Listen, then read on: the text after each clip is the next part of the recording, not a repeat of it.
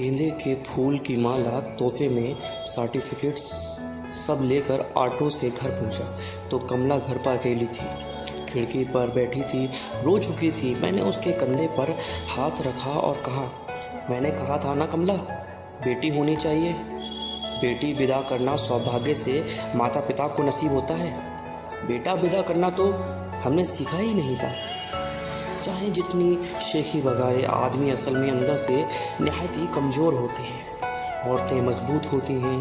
तकलीफ़ चाहे अंदर ही अंदर सहती रहें, टूटती रहें, पर बाकी सबको छोड़ कर रखते हैं। कमला ने मुझे देखा और बोली, चाय पियोगे? शाम हो गई। सुनील और दिव्या लौट कर घर आए। सरल खेल कर वापस आ गया। खाने पर मुझे बुलाया गया। मैं चुपचाप अपना खाना खाता रहा, किसी से कोई बात नहीं की। सुनील ने कहा, पापा।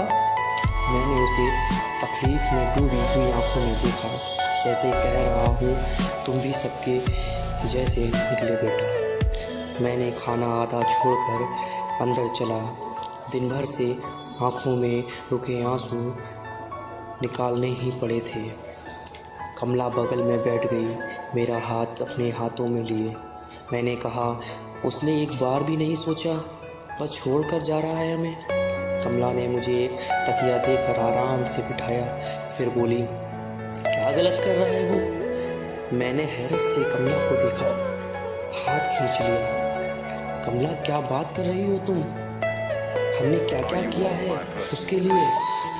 कमला ने सीधा मेरी आंखों में देखा और कहा, तो कौन सा एहसान कर दिया? हमने माँ बाप होने का फ़र्ज़ निभाया है। बस जो हमने अपने बेटे के लिए किया वो हमारे माँ बाप ने भी हमारे लिए किया था, और वही हमारा बेटा अपने बेटे के लिए करेगा। यही तो रीत है। मैंने कहा, पर वो घर छोड़ कर जा रहा है। कमला बोली, तुमने भी तो गाँव छोड़ा था ना, तुम्हारे पिता को भी तो ठेस लगी होगी। अरे मैंने नौकरी छोड़ने के लिए, अपने घर पैसे भेजने के लिए घर छोड़ा था। वो कहता है प्राइवेसी चाहिए, जैसे तुम हम पहरे रखे हैं उस पर। कमला ने कहा, ज़माना बदल गया है, हमें भी बदलना होगा, और ज़रूरी नहीं कि हर बदलाव बुरा हो। बेटा दूसरे घर में जा रहा है, इसका ये मतलब तो नहीं कि वो हमसे प्यार नहीं करता। तुम भाग्यशाली हो, तुम्हें इतना अच्छा बेटा मिला। खुदगर्ज मत बनो, जिसमें उसकी खुशी है उसी में हमारी खुशी है। थोड़ी देर बाद मैं ड्राइंग रूम में गया। सब लोग बैठे थे, मेरे आते ही चुप हो गए। मैंने सरल से कहा, सरल बेटा, पोस्टमैन दादाजी को ईमेल की कला सिखाओगे?